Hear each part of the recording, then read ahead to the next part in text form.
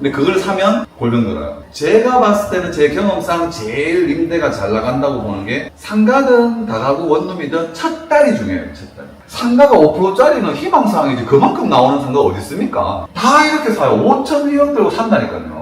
전세 세입자 8천만 원짜리가 갑자기 나 이사 나가야 되니까 돈 주세요. 뭘로 돈 줘야 됩니까? 그럼 못 줘. 방 나가면 줄게. 이거 잘못 계산해서 잘못 뜨면 평생 골병 되는 거죠. 오늘 새가 나갈지 1년 뒤에 새가 나갈지 또 모르니까 더 답답한 거예요. 사고가 터지면 연락 와요. 사기 전에 물어봐야지. 사기 전에 물어봐야지. 당겨서 들어가는 상가가 좋습니까? 밀어서 들어가는 상가가 좋습니까? 올려도 많이 올렸죠 너무. 근데 이게 팔렸다는 거예요. 현장 진짜 이야기.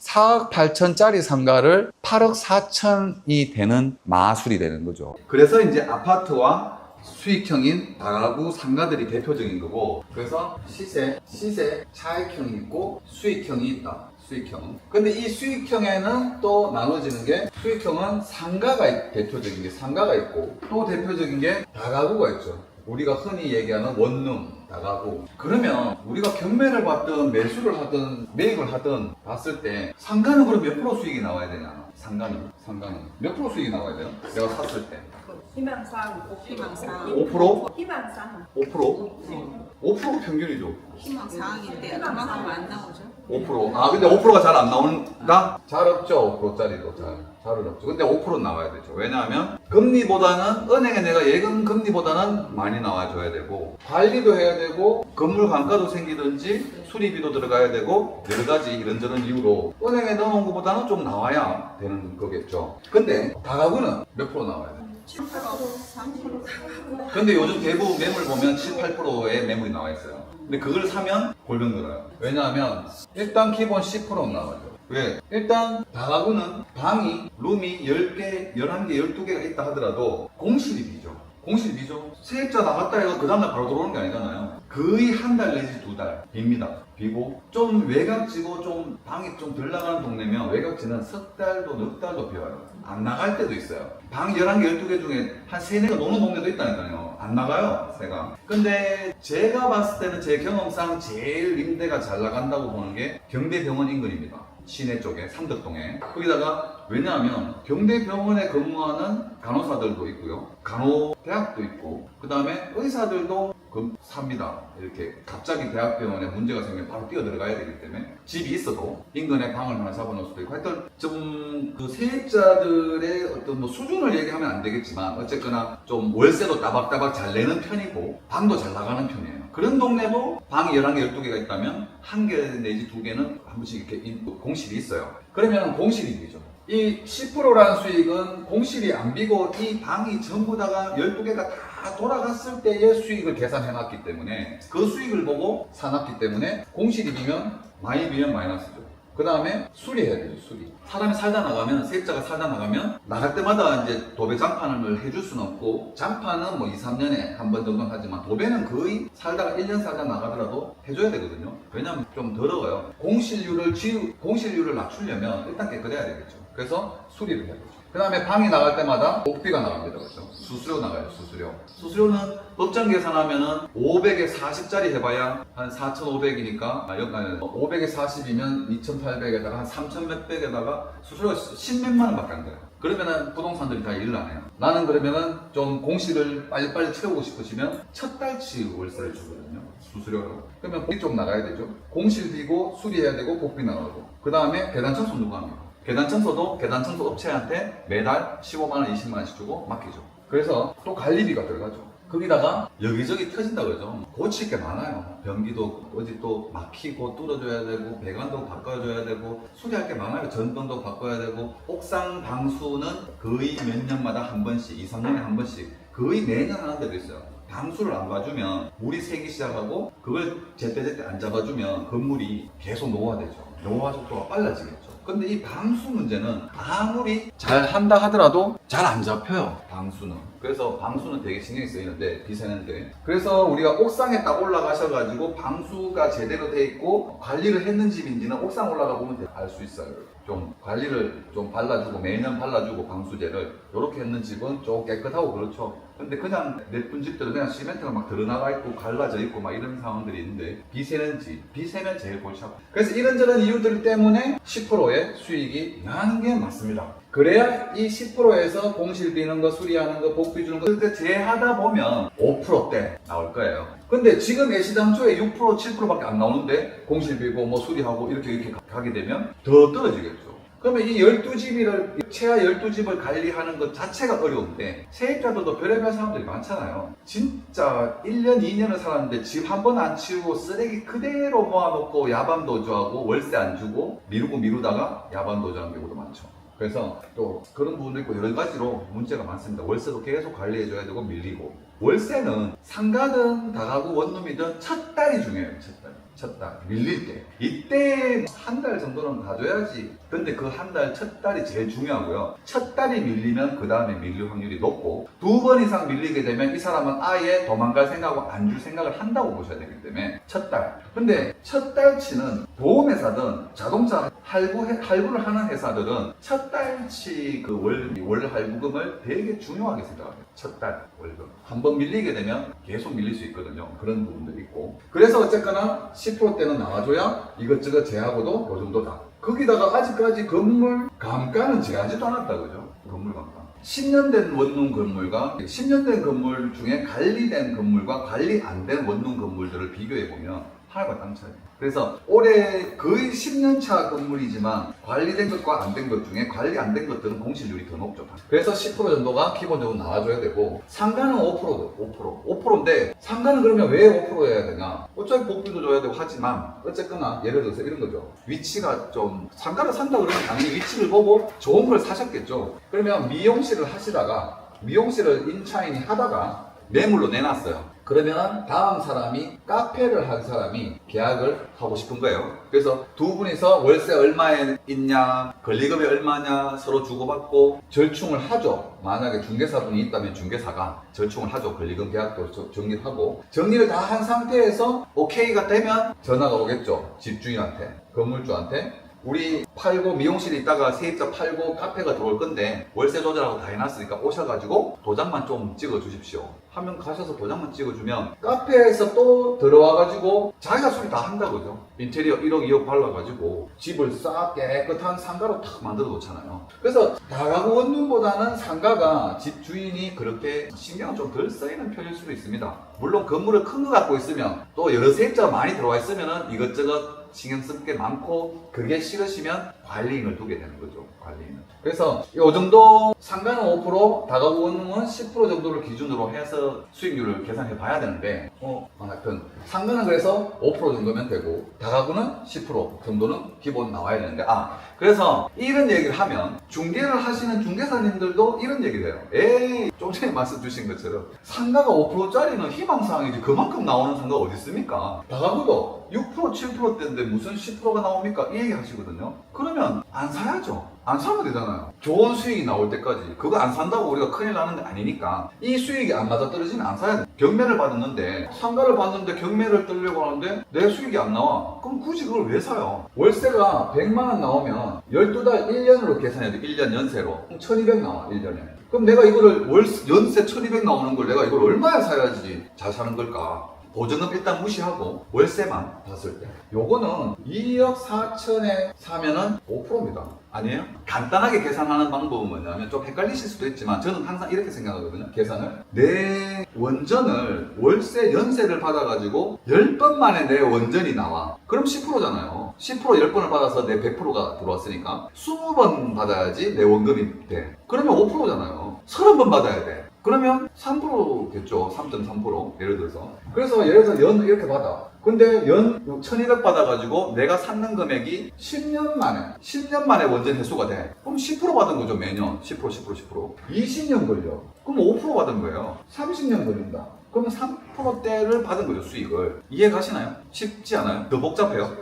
쉽죠? 그래서 저희는 하는 일이 이거기 때문에 연락 와서 그래요. 상가 매물 나왔는데 월세가 얼만데? 월세 100인데 매매가는 얼만데? 3억인데 그럼 안 봐요. 수익이 안 맞는데 뭐 볼 게 경기가 없잖아. 좋을 때는 그게 많은데 경기가 좋을 때는 조금 차이는 있을 수 있는데 그래도 기준은 5%로 잡아놓고 이제 위치가 정말 좋으면 3% 수성구 달구볼 대로변 가면 건물 매물 나오면 1%대들도 있어요. 그렇지만 걔네들은 위치가 워낙 좋고 수성구라는 특성이 있기 때문에 땅값이라도 나중에 올라가 주니까 그리고 지금 최근에 땅값이 건물값이 워낙 급하게 올라버렸기 때문에 기존의 세입자들이 월세 지불 능력이 낮은 상태에서 올라버렸기 때문에 월세 수준이 아직까지 못 따라오는 경우는 있어요. 그래서 제가 계속 말씀드린 게 중심은 5%를 잡아놓고 정말 위치가 좋으면 3% 2%도 나쁘진 않다. 근데 또 외곽지로 나간다면 더 올라가요. 6% 7%. 근데 6% 7%도 좋지만 이제는 외곽지 쪽은 안 보는 게 맞다. 어쨌거나 그 외곽지 쪽에서도 제일 중심 상권이라면 5% 나오는 것도 만족할 수 있겠죠.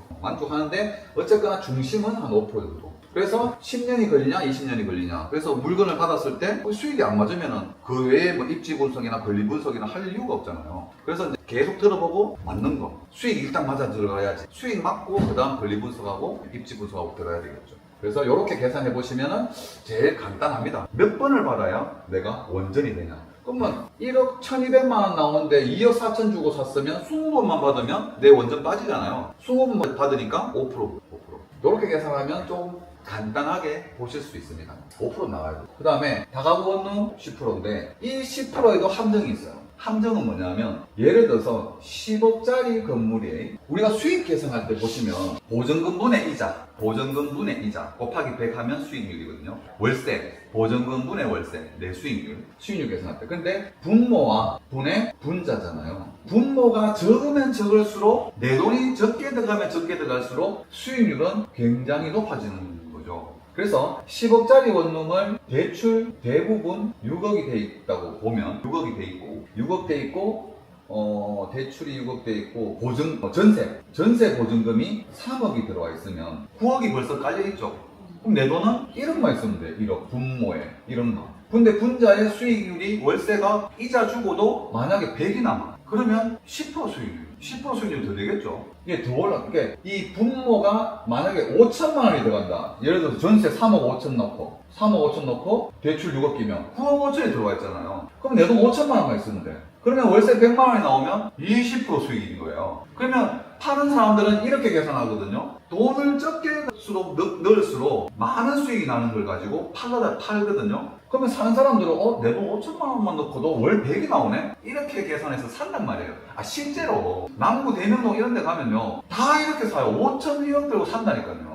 결국에는 근데 샀는데 결국 공실비고 수리비 들어가고 뭐 하고 나면 100만 원 가지고 이거는 100만 원의 월세가 이자 주고도 100만 원이 남는다는 거는 공실료 한 게 없이 그대로 월세 다 받았고 이자 줬을 때의 계산을 하는 거죠. 방이 2개만 비더라도 이 100만 원이 날라가요. 그죠? 그러면 그 다음 수리는 뭘로 할 것이며 복비는 뭘로 줄 것이냐? 마이너스인 거죠. 그러다가 갑자기 전세 3억 5천 깔려있던 게 전세 세입자 8천만 원짜리가 갑자기 나 이사 나가야 되니까 돈 주세요. 뭘로 돈 줘야 됩니까? 또 못 줘. 방 나가면 줄게. 이렇게밖에 안 되는 거예요. 그러면 그게 일종의 전세 사기로 될 수도 있는 겁니다. 그죠? 못 내주니까. 이렇게 해서는 안 돼. 이렇게 하면 안 된다. 왜냐하면 이 전세 세입자들은 우리나라 특이한 구조가 여기서 보증금 받아가지고 다른 집 또 전세금 주고 또 이사가고 그 집에 또 살던 사람은 새로 들어온 사람이 보증금을 들고 와야 이걸 받아가지고 또 이사를 가야 되고 연계 되어 있기 때문에 한쪽에서 펑크를 내버리면 이사가 안 되고 이 세입자들은 사실 골병되는 거죠. 날짜 다 잡아놓고 이사 가려고 했는데 집주인 보고 전세금 내주기로 했는 날 전세금을 안 내주니 다 사고 납니다. 다 사고. 그래서 일단은 어쨌거나 그 기준점은 잡아가지고 무조건 수익률이 또 10% 나온다고 좋은 게 아니라 내 돈은 일단 적게 들어가는 게 맞는 거죠. 10억짜리를 5천만 원 1억 주고 사는 것 자체가 사고입니다. 그죠? 그래서 월세 수익률은 이렇게 조금 기준을 잡으셔야 된다고 얘기를 드리는 겁니다. 그렇지 않습니까? 질문 얘기하시면 됩니다. 그래서 기준은 수익률 기준은 그렇게 좀 잡아주셔야 되고 내 돈이 적게 들어가면 적게 들어갈수록 수익률은 많이 나오기 때문에 그래서 내가 무조건 적게 넣고 수익이 높은 게 중요한 게 아니고 적정 수준에서 매수를 하면서 수익률은 적정히 나와줘야 된다는 거고 그래서 이제 이런 거죠. 중개사 하시는 분들이 자기네들이 수익률 계산을 못하는 분들이 많아. 그러니까 수익률 2%짜리 3%짜리를 갖다 놓고 파니까 안 팔리고 중개 왜 이리 어렵노 하고 앉았는 거예요. 사러 이제 우리 이제 수익률 계산할 줄 아시게 됐잖아요. 나는 딱 와가지고 5%짜리를 사러 왔는데 부동산마다 팔고 있는 게 2% 3%짜리니까 이 사람들도 안 팔리는 거예요. 그죠? 그래놓고 이제 중개가 안 된다 하고 있는데 예를 들어서 제가 수익 계산을 이거는 제가 얼마 전에 2019년 2020년대에 공매를 받았습니다. 4칸 4칸에다가 2층 4칸 2층이 4칸이 다예요. 2층 올라가면 4칸이 전부 다인데 2층인데 1층하고 해가지고 1층 한 칸하고 5칸이 공매가 나왔어요. 그러면 이거를 얼마에 뜰 거예요? 공매나 경매는 많이 쓰는 사람이 가져간다고. 그럼 얼마에 뜰 거냐? 이거 43평, 34평, 42, 41평 전용 알맹이만. 그럼 이걸 얼마에? 요건 20평 전용 알맹이만 공용 면적 다 빼고 전용. 그럼 이거를 내가 처음에 제가 공매를 받으려고 하면 얼마에 뜰 것인지 계산을 해야 되잖아요. 그러면 이제 이거를 제일 먼저 이 동네의 월세 수준은 얼마일까를 봐야 될 거잖아요. 월세를 얼마 받을 수 있을까? 150 받을 수 있다 하더라도 안전빵으로 안전하게 더 밑으로 받아야겠죠. 120. 얘도 비슷하니까 120. 얘도 비슷하니까 120. 얘는 34평 좀 작으니까 한 100 정도 수준. 그리고 이것도 한 80. 요렇게 해서 더하기 해가지고 360에다가 460에다가 440 정도 되는 거예요. 440. 내가 계산 조사를 해봤을 때. 그럼 1년이면 440 곱하기 뭐 12달 하면은 4,800에다가 480 하면 5,000 한 300 되겠네요. 그러면 내가 5% 수익률에 맞추려면 한 10억 정도에 사야 5천만 원 나오니까 20번 받으면 10억 되잖아요. 5% 수익이죠. 이 정도 떠야 되는 거 아니에요? 그럼 10억 써야죠. 그죠? 그렇게 계산이 된다는 얘기를 드리는 거예요. 제일 중요한 거 월세죠, 일단. 월세 얼마 나와? 연 받으면 얼마야? 그럼 내가 이걸 얼마에 사야 될지가 대충 계산이 안 됩니까? 그죠? 이 계산이 돼야 되지. 정말 뭐 지상권, 지역권, 지권 권리분석이 어떻고 선순위, 뭐 채권이 어떻고 대항력이 어떻고 맨 명도는 어떻게 할 것이면 공부 맨날 하지만 일단은 이거 경매가 나왔으면 이걸 얼마에 사야 되냐 이게 중요한 거죠. 지금 이해하고 알고 눈 깜빡깜빡하고 그래서 이게 잘 되면 조금 어떻게 보면 성공한 재테크가 되는 거죠. 이거 잘못 계산해서 잘못 뜨면 평생 골병 되는 거죠. 이제 상가 얘기 나오면 나오겠지만 다 비어있는 상가들 다 개개인이 삼는 거란 말이에요. 그러면 이자 들어가고 월세는커녕 이자 들어가고 관리비 들어가고 재산세 나오고 그러고도 오늘 세가 나갈지 1년 뒤에 세가 나갈지도 모르니까 더 답답한 거예요. 그렇다고 그거를 200만 원 받는다고 월세 받는다고 그걸 샀는데 돌아서 가지고 이거를 100에 받을 수 없잖아요. 몇 년을 끌고 가다가 결국 3년차 4년차쯤 되면은 공실로 빌고 가다가 결국에는 낮춘 거예요. 100만 원으로. 수익률 계산이 제일 중요합니다. 그래서 제가 최근에 아시는 분이 꼭 있잖아요. 사고가 터지면 연락 와요. 사기 전에 물어봐야지. 사고 난 다음에 새 안 나가면 전화 와요. 이거 어떻게 해야 돼요? 아니, 새 안 나가는 거 사가지고 지금 해결이 돼요. 어떻게 해결해 줘요? 해결 방법이 없어요. 평생 가야 돼요. 그게 제일 답답한 거예요. 기획부동산이나 다단계는 아마 4,5천만 원 예를 들어서 좀 아깝지만 속쓰리면 털만 끝나. 이런 상가는 잘못 사고 월세 좀 따박따박하고 연금식으로 해가 좀 받고 싶어서 샀는데 세는 안 나가고 계속 이자에 관리비에 계속 나가면 복장 터집니다. 수명 단축. 그래서 수익률 계산이 제일 정확해야 되는 게 맞습니다. 그래서 수익률을 기본으로 두고 그러면 수익률이 어느 정도 맞다. 수익률이 맞다. 그러면은 이제 입지를 봐야 돼요.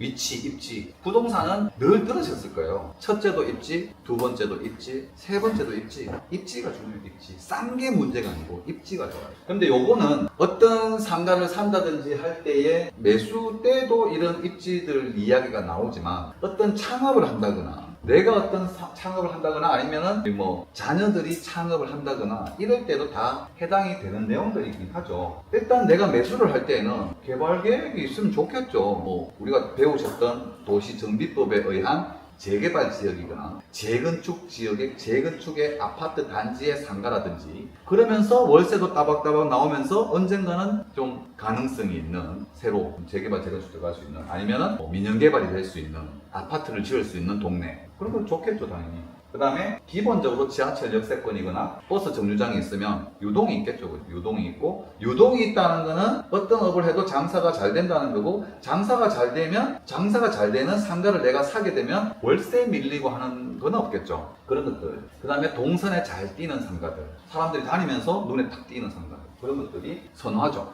자, 대신 그 다음에 아무리 싸더라도 공실이 많은 곳 상가 당연히 피해야겠죠. 싸다. 싼 게 중요한 게 아니죠. 세가 나가야지. 싼 게 중요한 거예요. 이건 수익형입니다. 수익형. 월세를 받기 위한. 근데 세가 안 나가는 거는 무용지물이죠. 아무 이유가 없죠. 예를 들어서 많아요. 우리가 살고 있는 동네에 아파트 단지가 들어온 지가 몇 년이 됐는데도 아직까지 상가들이 비어있는 것들이 있죠. 예를 들어서 제가 최근에 자주 다니는 동네 이제 알파시티 이런 동네에 들어가면 아파트가 있는데 그 아파트 1층에 상가가 한 30개 있어요. 30개. 상가가, 아파트가 있는데 한 700세대 정도 되는데 아파트 상가가 30. 이게 지금 입주한 지가 한 7년 돼 가는데 아직 비어있어. 물론 편의점하고 들어올 것도 세탁소도 잘 안 들어와요. 예전에는 조금 수준이 조금 있는 아파트 단지에는 무조건 세탁소가 1개 내지 2개가 들어가는데 이제는 웬만해서는 세탁소도 안 들어가요. 인근에 그냥 옛날 상가에 그냥 월세 싼 데 들어가 있거나 그리고 아니면은 코인 세탁소라든지 요즘 코인 세탁소? 코인 세탁소 맞나요? 빨래방, 코인 빨래방 뭐 그런 있고 이제는 그 체인식으로 해서 공장형 세탁소들이 들어와 있고 이러기도 하고 세탁소가 이제는 이제 좀 그런데 어쨌거나 편의점 부동산이 제일 많겠죠. 부동산은 한 700세대 기준으로 한 4, 5개 들어와 있고 그 외에 커피숍 뭐 조그마한 커피숍들 뭐 몇 개 이렇게 들어오고 나머지는 들어올 업종이 잘 없어요. 월세 감당을 그렇게 할 수가 없다. 그래서 좀 비어있는 상가들이 많이 있죠. 그래서 이런 비어있는 상가들은 뭐 매물 나오면 사지도 않으시겠지만 어쨌거나 공실이 많다. 그 다음에 지나다니는 사람이 적다. 그 다음에 주변에 대형 할인 매장이나 백화점이 있다. 그러니까 대형 할인 매장이나 백화점이 있으면 내가 사고자 하는 상가에 입점할 수 있는 종목이 좀 적겠죠. 왜? 옆에 대형마트 가면은 세탁소도 있고 정육점도 있고 안에서 채소부터 다 팔고 하니까 그래서 들어올 수 있는 게 적다. 또 백화점이 있다. 근데 요즘 대형 할인 매장들이 오히려 좀 문을 닫는 추세죠. 이젠 잘 안 가시게 되고 차라리 가까운 내 동네의 슈퍼들을 이용하는 추세이긴 합니다. 그래서 그렇고 백화점이 있으면 또 불리한 부분이 있죠. 근데 오히려 지금 반대 현상이 일어난 거는 현대백화점이 이렇게 있으면 옆에 뭐가 있어요? 있죠. 근데 이렇게 좀 유심히 지켜보시면 현대백화점에서 나오신 분들이 동안 쇼핑으로 많이 가세요. 백화점 가니까 뭐 손에 잡으니까 너무 비싸고 줌 메이크가 몰려있는 동안 쇼핑으로. 그래서 쇼핑이 오히려 예전보다는 더 조금 유동이 늘어나고 살았는 것도 있습니다. 물론 옛날보다의 명성에 비하면 아직 많이 죽었지만 어쨌거나 조금 중저가 브랜드들은 조금 나쁘진 않을 수 있다. 그 다음에 월세나 권리금이 지나치게 싸다. 월세가 싸다. 월세가 싸면 당연히 싼 이유가 있겠죠. 월세가 싼 이유가 있다. 그 다음에 권리금이 지나치게 싸다. 권리금 부분 얘기할까요? 권리금 부분 얘기해볼게요. 권리금은 일단 영업 권리금이 있죠. 영업 권리금, 시설 권리금. 그 다음에 공실인데도 권리금이 형성되는 바닥 권리금. 영업 권리금은 말 그대로 내가 매출 전부 다 보여주고 6개월치 내가 이만 그러니까 치킨집이면 6개월치의 매출을 다 장부를 다 오픈해주고 그래서 얼마를 월 버니까 권리금이 이렇게 형성된다. 그 다음에 시설 권리금은 왜 카페든지 치킨집이든지 시설이 되어 있으니까 뭐 카페를 넘길 때 권리금을 형성하는데 시설비를 받는 거죠. 그죠? 내가 뭐 이런 커피 기기가 들어와 있고 뭐 이만큼의 인테리어 값이 들었기 때문에 이 정도는 받아야 된다는 권리금이 형성되죠. 그 다음 바닥 권리금은 아무것도 없는데도 위치가 워낙 좋아서 비어놨는데도 불구하고 아무도 없어. 영업 권리금도 없고 시설도 없는데도 불구하고 바닥 권리금이 붙는 거죠. 예를 들어서 신세계 백화점 앞에가 요즘 제일 좀 유동도 많고 핫한 데죠. 여기에 이제 그 먹자 골목으로 가는 골목이 좀 핫하죠. 핫한데 여기에 상가들이 쭉 있습니다. 그죠? 상가들 쭉 있는데 여기 상가에 20평의 월세가 얼마 정도 될까요? 20평. 600만 원. 근데 여기 있던 분이 이사를 나가면서 비워놨어요. 이사 다 나가고. 그러면서 권리금을 1억. 그러니까 비어있는 월세도 이만큼. 그러니까 이 이사 가신 분이 이 권리금, 바닥 권리금이라도 받기 위해서 월세 600만 원 부담은 내가 하면서 비워놓고 새로운 세입자를 구해서 권리금을 1억을 받기 위해서 비워놓고. 요 동네 아시죠? 요 동네 이쪽에 가시면은 이제 옛날에 한진고속, 동양고속 자리. 그리고 여기 상권이 좋냐 안 좋냐를 보시면은 뭐 베스킨 라빈스나 파리바게뜨나 일단은 기본적으로 괜찮은 브랜드들이 쭉 들어와 있는 거 보면 상권이 나쁜 상권은 아니다. 잘 따지나요? 바로 나갔어요. 한 달 정도 비었나? 그리고 권리금 조정을 했겠죠. 1억에 내놨지만 뭐 좀 밀고 땡겼을 수는 있으나 어쨌거나 정리를 해서 받았죠. 그리고 조금 그 동네 얘기 나온 김에 하면은 이제 아까 그 여기 상권 먹자 골목이 형성되면 요즘 계속 이 상권이 계속 살아나요. 조금 더 살아나는 느낌이고 거기다가 지금 요 뒷골목에 가시면 주택가거든요. 여기가 지금 가보시면 되게 핫합니다.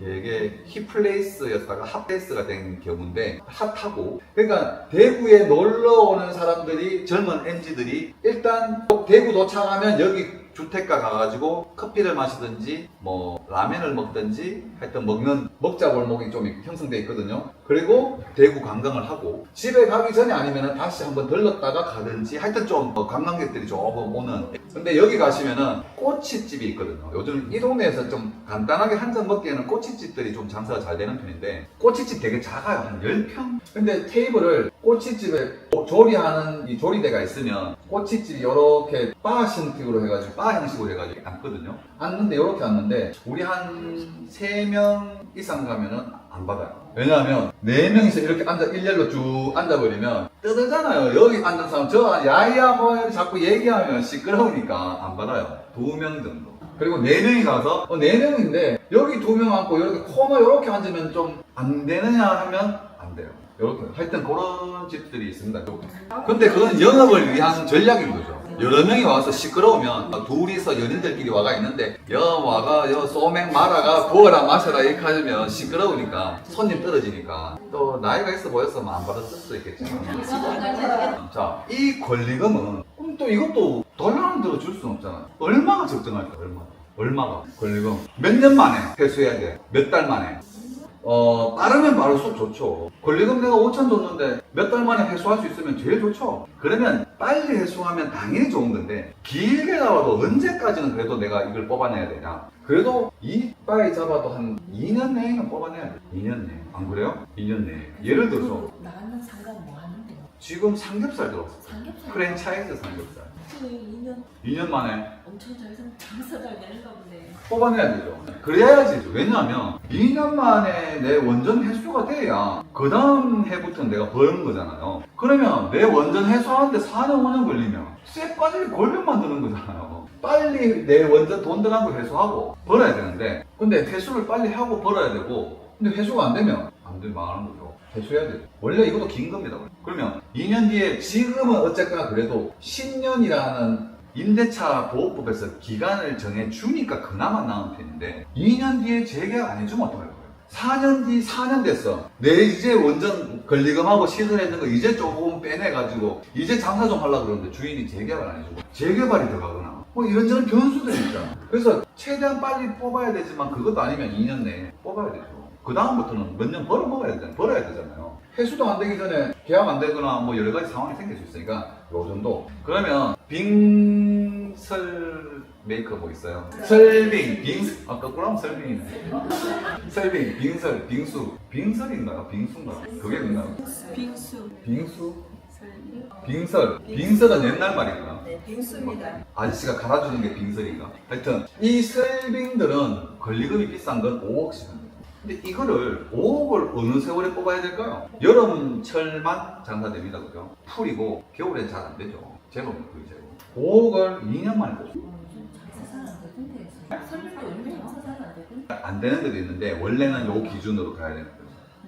안 되는데. 그러니까 안 되는데 생각하시잖아요. 그래서 자 근데 내가 한번 해보려고 갔는데 권리금 5억 달라 그러면 매출 잡아봐야 잘 안 되던데 하면 안 사야 되는 거죠. 근데 원래는 요 정도가 매출이 나와요. 위치 좋은데 정말 매출 좋은데 매출 좋아. 그 떡볶이 중에 메이커 있는 거 있거든요. 권리금 2억 5천씩. 이거 몇 년 만에 뽑아야 돼? 5년 만에 뽑으면 돼요. 뭐 평생 뭐 떡볶이집만 떡볶이 장사하다가 끝날 수도 있어요. 5년 전 2년 만에 뽑아야 돼요. 그래서 매출을 보는 거잖아요. 매출을 보고 한 달에 2천씩은 남네? 그럼 1년 만에 뽑는 거지만 한 달에 1,000만 원씩은 수익이 가져가네? 그래도 이 경기에 그래도 2억 5천 3억 투자해가지고 매달 1,000만 원씩 가져가면 괜찮네. 2년만 좀 고생하면 내 원전 회수되고 그 다음 좀 벌어야 되지 않을까요? 그럼 물론 기준 물론 빨리 받으면 더 좋고 조금 더 걸리면 좀 생각을 해봐야겠죠. 근데 이 메이커는 오래 가는 메이커고 조금 더 가더라도 괜찮겠다 싶으면 뭐 조금 더 잡아주는 건 내 기준이지만 일단은 기준은 잡아놓고 내가 조금 봐줄 건지 더 땡겨야 되는 건지는 내 기준으로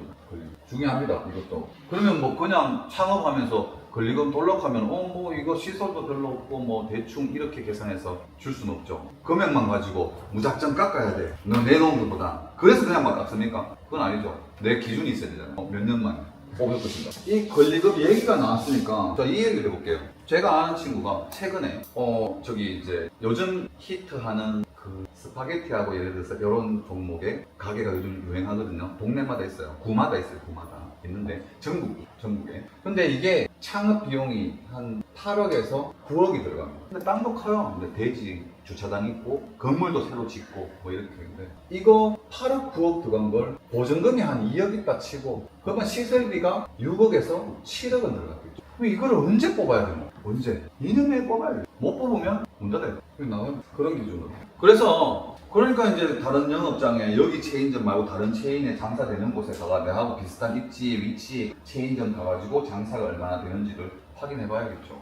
그래서 내 돈 들어가는 거에 비해서 몇 년 만에 회수를 하겠구나라는 계산을 갖고 창업을 해야 되겠죠.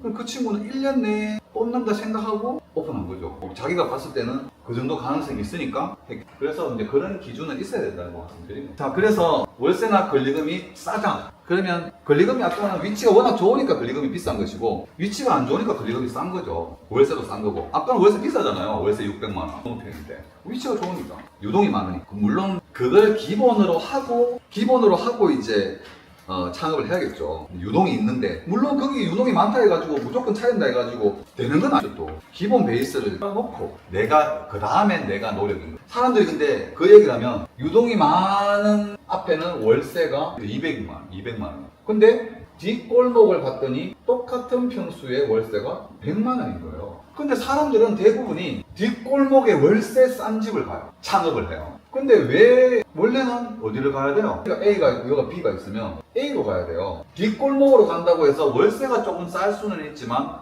똑같은 평수라면 시설비, 인테리어비가 똑같아요. 인테리어비가 뭐 앞에는 1억 들고 뒷골목 가면 5천 드는 게 아니잖아요. 똑같이 만약에 시설을 한다면 그럼 인테리어비 똑같아. 사람 일하는 거 아침 10시부터 저녁 10시까지 일하는 시간 똑같아. 들어가는 인력도 비슷해요. 한 명 내지 2명 일할 것 같으면. 그러면 유동이 많은 동네에서 일단 승부를 봐야 되는 거 아닙니까? 대부분이 한 70% 매출은 유동에서 나오거든요. 근데 요즘 워낙 뭐 요리 실력이 어떻고 뭐 이런 프로그램들이 많이 있다 보니까 나는 뒷골목 가가지고도 내 음식 솜씨로도 손님들을 땡길 수 있어 라고 생각하고 창업을 하거든요. 그건 정말 오산입니다. 일단 기본 유동이 있는 동네에서 승부를 봐야 되지 뒷동네에서 정말 창업해서 손님을 끌 수 있다는 거는 정말 백모 씨나 백 선생이나 예를 들어서 유명한 분들이 오면은 가능할 수도 있겠죠. 근데 왜냐하면 요리 식당을 오픈하든 네일을 오픈하든 미용실을 오픈하든 다 그 분야에서는 내가 제일 잘한다고 생각하고 오픈하는 거예요. 실력 비슷비슷한 상황에서 유동을 따라갈 수는 없죠. 그 뒷골목으로 손님을 불러들일 수 있다는 건 대단한 소문이 또 시간도 오래 걸리고 그러려면 실패할 확률이 높겠죠. 실력이 아무리 좋아도. 그 다음에 급한 오르막이나 내리막에 위치한 상가. 오르막? 어머나 마이크 안 찼어. 급한 오르막이나 내리막에 위치한 상가. 오르막이거나 내리막이면 여기에 위치한 상가들은 좀 피해야겠죠.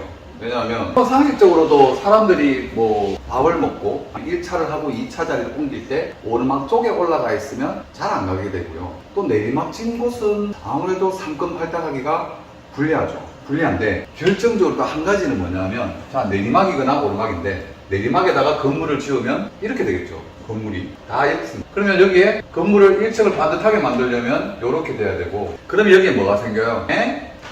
계단이 생겨요. 계단. 오르막, 그러니까 너무 제가 사진을 너무 경사를 꺾었는데, 살짝 오르막이라도 어쨌거나 계단이 한 칸 내지는 두 칸이 들어올 수 있습니다. 물론 많은 개수는 4, 5칸짜리도 있어요. 있는데 이 계단이 영업적인 면에서 이제 우리가 그 유입, 그 영업용 유입 쪽으로, 고객 유입 쪽으로 들어가 보면은 이 계단 한 칸을 2층으로 봅니다. 2층.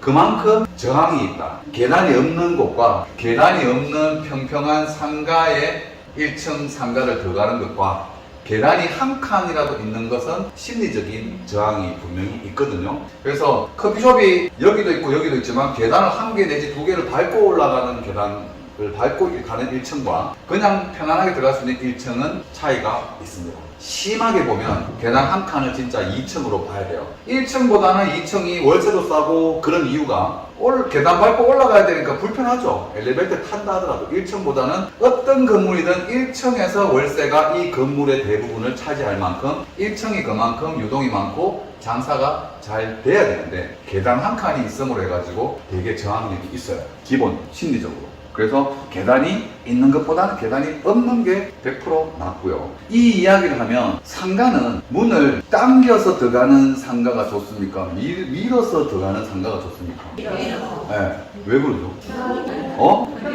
편하다? 딸려 들어가요? 느낌에.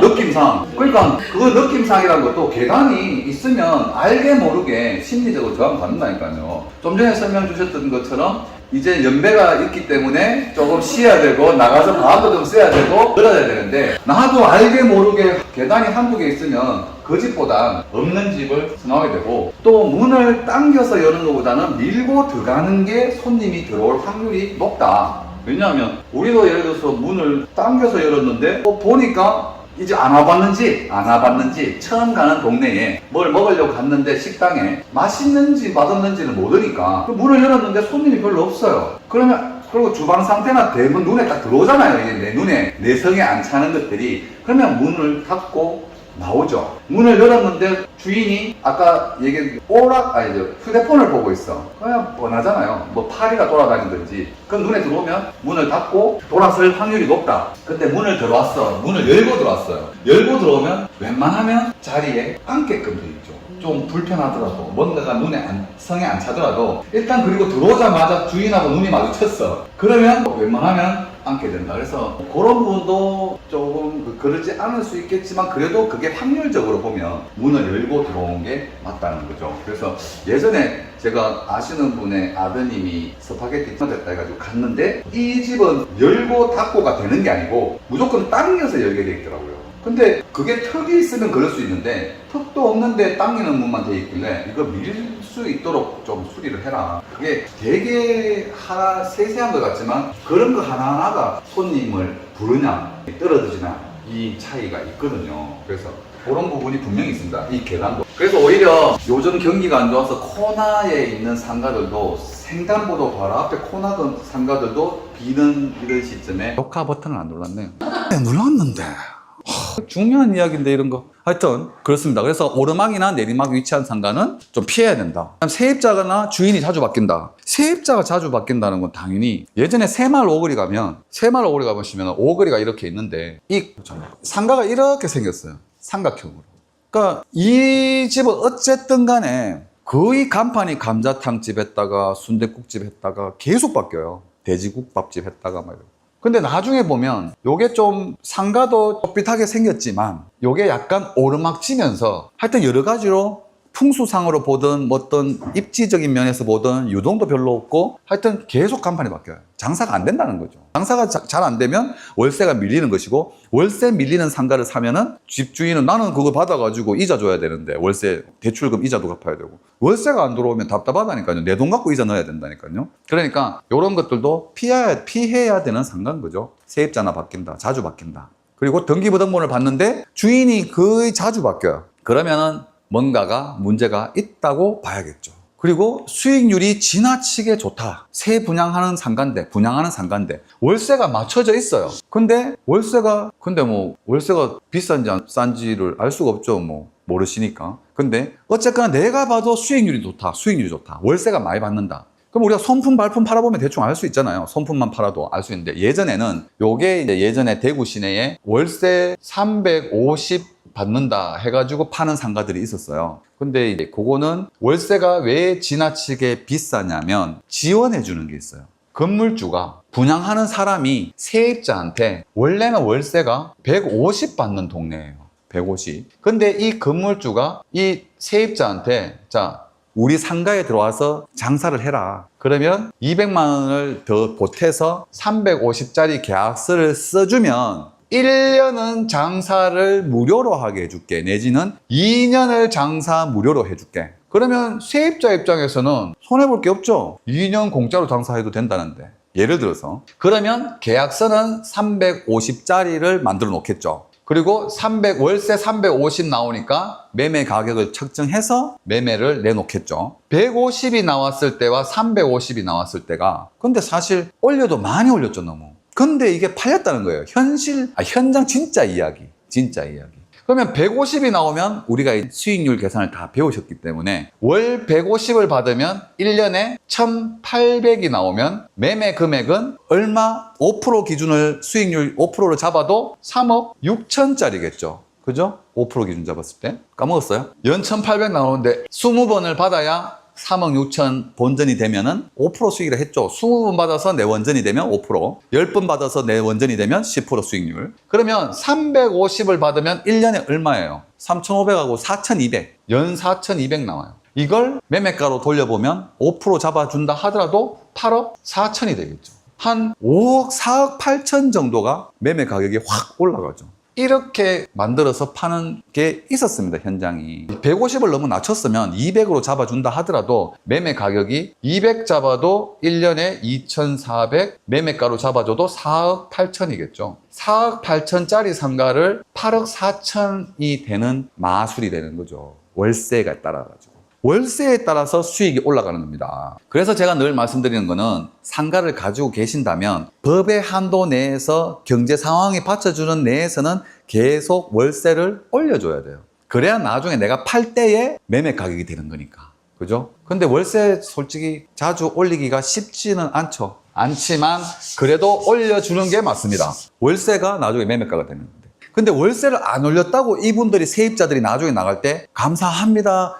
너무 10년 동안 너무 장사 잘하고 월세 안 올려주셔서 감사합니다 하고 갈까요? 네, 절대 안 그렇습니다. 제가 그런 경우 많이 봤거든요. 예전에 쪽에서 과를 하시다가 하여튼 쪽으로 옮겨가지고 평생을 만 하셨거든요. 4층짜리 건물을 가지고 계시는데 80년대에 지었어요. 그래서 근 40년 동안을 여기서 이 건물에서 병원을 하셨는데 이분이 나이가 되시니까 매매를 내놨어요. 근데 새로운 사시는 분이, 매수인이 이 건물을 다 쓰고 싶은 분이에요. 그래서 1층은 어차피 이분도 1층은 안 써. 2, 3, 4층만 쓰면 돼. 1층은 임대 그냥 놓고, 그러면은 1층은 어차피 임대를 놔두고 2, 3, 4층만 명도를 해서 쓰면 되는데 2층, 3층을 이 원장님이 2층을 쓰고 계셨어요. 4층에는 누가 있었냐면은 80년대에 지어질 때 우리 집사람의 아는 사람이 들어와 있다고 얘기하는 거예요. 그분 나갈까요? 하니까 잔금 때까지 나갈 수 있을까요? 하니까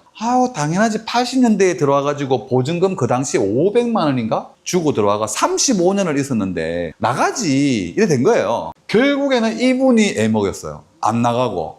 그리고 이사비 달라 하고. 결국에는 이분 때문에 명도 시간 길어졌고 이사 비용까지 줘가면서 달래서 내보냈어요. 쉽다고 생각했는데. 결국엔. 그러면서 나가면서 또 이런 경우들은 대부분 나가면서 뭐라 그러는 줄 아세요? 아니 80년대에 이래 들어왔으면 보증금을 좀 올렸어야 될 거 아닙니까? 올려야지. 지금 내가 나갈 때 한 5천만 원이라도 쥐고 나갈 텐데 왜 안 올려가지고 돈 500 갖고 지금 나가라 하면 어디 나가란 말입니까? 이래 나오는 거예요. 진짜요. 보통 주택 전세 사시잖아요. 예전에 전세금 2천만 원에 한 10년 몇 년을 살았어요. 집주인이 좀 나가달라 해가지고 나가는데 2천만 원 내주려고 그러니까 그분도 뭐라 그래요? 좀 십몇 년 동안 좀 전세금을 조금씩 올렸으면 내가 좀 올려주더라도 좀 허리띠를 졸라매서라도 십몇 년 동안 월세를 보증금을 조금씩 올렸으면 나중에 나갈 때 목돈을 좀 지고 나갈 텐데 그걸 왜 안 올렸냐고 원망하는 경우를 많이 봤습니다. 하여튼 그 대구 시내에 유명한 내거리 쪽에 식당이 있었거든요. 이 식당을 이 자리에서 우리는 이분이 주인인 줄 알았어요.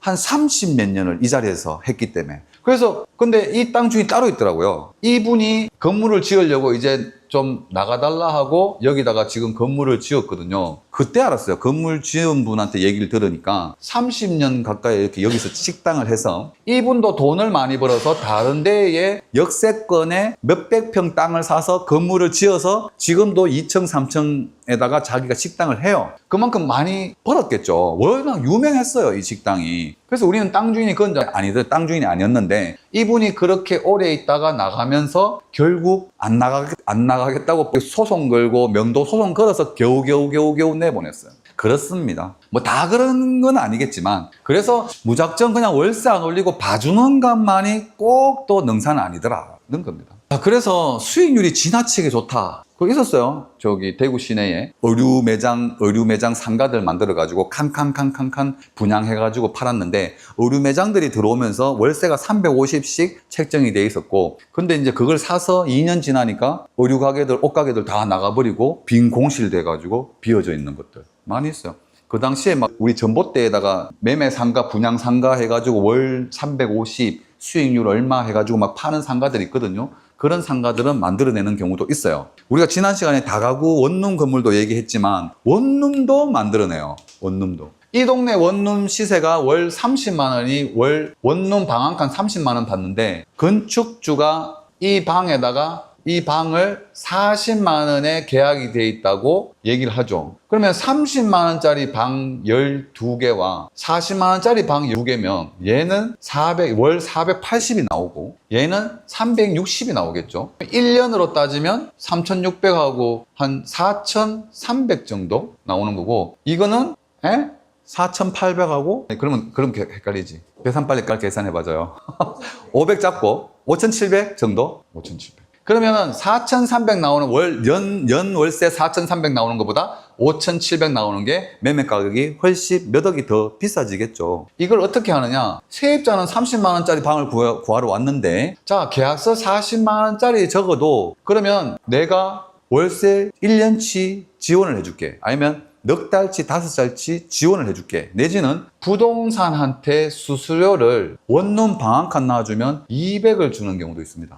원룸 방 한 칸 놔주면 200을 주면 이 200을 부동산이 다 먹느냐? 안 그렇거든요. 왜냐하면 세입자들은 월세 30짜리를 구하러 다니니까 똑같은 사이즈. 근데 40이니까 비싸니까 1년에 한 달에 10만 원 차이 나고 1년에 120만 원 차이가 나니까 200만 원 수수료 받은 것 중에서 120만 원 지원을 해주는 거죠. 지원을. 그러면 세입자는 40만 원짜리 계약서 쓰고 자기는 손해볼 게 없으니까. 아니면 여기다가 뭐 이사 비용 20만 원 정도 지원을 해준다든지. 그러면 건물주 입장에서는 월세가 많이 나오는 건물을 만들어서 비싸게 판다는 거죠.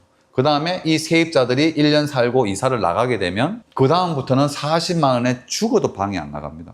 예. 그래서 아마 어떤 내용을 보시더라도 이런 내용이 있을 거예요. 다가구 원룸을 얘기하면 거품이 빠진 상태, 한 3년, 4년 지난 상태에서 매수를 해라라고 얘기를 하는 게 있거든요. 이게 그런 이유 때문인 거예요. 처음에는 거품이 있기 때문에 또 속이지 않더라도 새 집이니까 조금 비싸게 받을 수 있었고 그 다음에 또 월세가 구축이 되면 될수록 월세가 빠질 수 있기 때문에 그런 부분들이 있는 거죠. 그래서 수익률이 지나치게 좋다면은 조금 의심을 당연히 해봐야 됩니다. 자, 그래서 아파트도 그렇고 어떤 부동산을 투자할 때는 자신이 제일 잘 아는 곳이 중요합니다. 왜 내가 모르는 동네에 가가지고 사냐고요. 기획부동산도 그렇고 매각지 모르는 곳 가보지도 않고 사는 거. 그 다음에 뭐 어느 동네 수도권이 괜찮다 하니까 잘 모르는 동네 가는 거. 그 다음에 내가 상가를 보는 것과 창업을 하더라도 내가 잘 아는 동네에서 하는 게 맞는 거죠. 왜냐하면 늘 지나다니면서 봤던 동네니까. 어느 동네가 동선이 좋고 유동이 많고 장사가 잘 되는지 알 수 있잖아요. 뭐 투자는 자기가 잘 아는 곳에서 하는 게 맞다고 봅니다. 그리고 거꾸로 가는 게 아니고요. 얼마 전에 아시는 분 전화 오셔가지고 안동 어디 왔더니 안동인가요? 신도시 생겼는데 여기에 땅 사놓으면 좋다더라 하면서 괜찮냐고 전화 왔더라고요. 저는 1번 투자의 방향 중에 1번은 밑으로 가는 건 아니다. 위로 가야지. 그러니까 대구에 살면 수도권으로 가든지 서울로 가는 게 맞는 거지. 대구에 있던 분이 밑으로 안동은 그래도 시잖아요. 시 단위나 군 단위로 다시 거꾸로 역행해서 내려가서 투자를 가는 거는 아니다고 보고요. 그다음에 창업을 할 때도 내가 잘 아는 곳이 중요하다. 그래서 아무리 부동산 전문가라도 유튜브나 뭐 방송 채널이나 부동산 전문가들이 나와서 내 동네 달서구 서구에 대해서 어떻게 알아요? 그죠? 그 사람들은 그냥 수치로 알 수 있을 뿐인 거예요. 우리가 늘 아는 아파트 실거래가나 아실이라는 어플이나 이런 내용을 가지고 얘기할 뿐이지 그 사람이 대구 서구에 와본 적도 없고 대구 달서구에 와본 적도 없는데 수치만 가지고 알 수 있는 거 아니에요? 오히려 이 동네에 사는 내가 더 전문가입니다. 그래서 한 번씩 그런 느낌 안 들으세요? 전문가란 사람이 우리 동네에 대해서 얘기를 하는데 안 맞아. 대구에 대해서 얘기하는데 안 맞아요. 왜? 수치만 가지고 얘기하니까. 몇 번 와봤다고 대구 시내에 우리가 수십 년을 살아는 사람보다 더 잘 알 수가 없죠. 우리는 여기 살면서 학군이 어떻게 변하고 아파트가 어떻게 어느 동네에서 어떻게 부의 이동이 있었고 뭐 이런 내용들을 기본 알고 있는데 전문가라고 해도 그 내용을 모릅니다. 그 다음에 그래서 잘 아는 것이 중요하고 유동인구 반드시 확인하죠. 내가 건물을 매수하더라도 근데 우리나라는 뭐 서울 지역은 밤낮 없이 바쁜 동네가 있고 출퇴근 상관없이 바쁜데 대구 지역은 사실 출퇴근 시간 제일 많이 움직이고 점심시간 때 제일 많이 나오죠. 이 유동이. 그러면 아침 출근할 때, 점심 때, 점심 먹으러 나올 때, 저녁 퇴근 시간에 그 세 가지 시간대만 좀 보면 이 동네의 유동이 어느 정도 눈에 들어오죠. 예전에 저도 생태집을 한 적이 있거든요. 부동산업을 하면서 식당을 한 적이 있는데 그러면 내하고 경쟁업소인 동태집을 가는 거죠. 인근에 유명한. 그러면 딴 거 없잖아요. 아침부터 밥 먹는 건 아니니까 점심 때. 근데 우리나라는 꼭 사람들이 12시부터 1시가 항상 어디든지 점심시간이고 그 시간대만 밥을 먹어요. 여기서 오류가 또 발생하는 건 뭐냐면 항상 그러면 어느 밥집을 가더라도 내가 밥 먹으러 가면 어느 식당마다 기본 장사는 되는 거예요. 왜? 다 그 시간대에 밥 먹으니까. 근데 그것만 보고 퇴직하면 나도 식당을 하면 굶어 죽진 않겠다. 식당 다 대부분 장사 잘 되니까. 본인들이 봤을 때. 근데 그게 되는 건 아니죠. 진짜. 그 시간에만 우리가 밥을 먹기 때문에. 그래서 12시에서 1시 사이에 제가 체크를 하는 거죠. 우리 경쟁업소가 될 만한 그 식당 앞에서 손님이 얼마나 들어가는지 몇 명, 한 80명. 그러면 그 집이 동태탕이 한 그릇에 그 당시 한 5,000원 했거든요. 5,000원. 그러면 40만 원 매출. 거기다가 찜을 먹는 사람도 있을 수 있으니 조금 더 잡아준다 하더라도 뭐 한 50만 원. 저녁 시간에 와가지고 6시부터 한 7시, 8시까지 체크해보면 몇 명 들어갔고 저녁에는 술 손님이 조금 있을 수 있으니 조금 매출 잡아주고 하면 매출이 나오잖아요. 그러면 그 집 매출이 나온다니까요. 근데 토요일, 일요일도 주말에도 밥 먹는 사람이 있는 동네인지 아닌지 솔직히 법원 앞에 가면 주말에 가면 다 문 닫았어요. 커피숍이고 뭐고 다 문 닫았잖아요. 주말엔 장사 안 되니까. 그러면 한 일주일에 5일 그러면 한 달에 20일 잡고 매출 이렇게 계산해 보면 한 달 매출이 나온다니까요. 대충 대략적으로. 근데 식당 인근에 이제 회사도 좀 있지만 인근에 아파트 단지들도 좀 있다. 그러면 아파트 단지가 좀 끼고 있으면 주말에도 어느 정도 매출이 나와요. 그 계산도 합니다. 근데 하여튼 그렇게 하면은 유동인구가 좀 확인이 되겠죠. 그래서 그 유동인구도 중요하고 그 다음에 화장실 수도 편의시설도 확인해야 되겠죠. 왜냐하면 내 상가가 장사 잘 되는 라인에 분양상가들이 쭉 있는데 분양상가들이 쭉 있어요. 근데 어떤 상가들은 보면 이 화장실이 멀리 떨어져 있어요. 그런 경우 없습니까? 내가 어떤 커피숍을 갔는데 화장실이 어딥니까 하면 이거 키 들고요 밖으로 나가셔가지고 저기 한 50m 가가지고 꺾으면 오른쪽에 이렇게 얘기하면 그 추운 겨울날 같은 경우는 아니면 더운 여름에 나와가지고 꺾어 들어가고 찾아가잖아요. 또 어두컴컴한 복도를 지나서 막 가게 되면 다음부터는 잘 안 가게 되죠. 이 카페에. 그런 경우 화장실은 좀 가까이에. 그러면 그래서 분양 상가들도 보면 엘리베이터가 어디에 있냐에 따라서 상가 가격이 틀려집니다. 엘리베이터 바로 옆에 붙는 게 100으로 본다면 거리가 떨어지면 떨어질수록 마이너스 5, 마이너스 5, 마이너스 5 이렇게 해서 분양 가격을 책정할 정도로 엘리베이터가 가까이에 있냐 이런 화장실이나 기반시설 좀 가까이에 있냐 이런 거에 따라 가지고 분양 가격이 틀려져요. 책정할 때 원래 이렇습니다. 기본적으로. 그 다음에 상가 자치 규약이 있거든요. 상가 자치 규약이 있어요. 상가마다. 이런 분양 상가들은 모여가지고 상가 가시신 분들이 모여가지고 회장님도 있고 뭐 이렇게 있는데 규약을 정해요. 자, 101호는 무조건 부동산만 들어올 수 있어. 102호는 미용실, 103호는 분식점. 이렇게 정해놓은 자치규약을 법적으로도 지켜야 되냐? 법적으로 효력이 있습니다. 지켜야 돼요. 그래서 상가 자치규약도 봐야 된다. 왜? 나는 이걸 사가지고 부동산 사무실을 차리려고 샀는데 상가 자치규약에 분식점만 하게 돼 있어요. 그런 경우도 있다는 겁니다. 그래서 그런 것도 확인을 하셔야 되고, 약국 건물이 이렇게 있으면요, 이 건물에 병원들이 들어와 있다. 내과, 치과, 피부과 뭐 이렇게 병원들이. 그러면 여기서 이 상가에서 제일 비싼 건 약국이 제일 비쌉니다. 제가 약국은 비싸게 팔아본 건 한 20평인데 한 40억 정도 팔려요. 처방이 많이 내려오니까. 나오고. 얼마 전에 한 게 권리금만 13억짜리. 임대인데 조금 전에 이제 배우신 대로 처방전이 많이 나오고 매출이 나오니까 권리금이 13억이라도 거래가 될 수 있는 거죠. 매출이 나오니까. 내가 약국 하는 것도 아닌데 왜 부자야? 그거에 금액에 따라서 뭐 하여튼 얼마 못 받아요. 얼마 못 받아요. 그래서 이 약국이 굉장히 비싼데 이걸 악용해서 자, 병원 이만큼은 아니고 병원 한 2개 칸 맞춰주고 2개 칸을 맞춰주고 줄 테니 들어와 있으니 약국 자리를 비싸게 분양해요. 그리고는 이 병원은 좀 있다가 나가요. 그럼 약국만 독박 쓰는 거죠.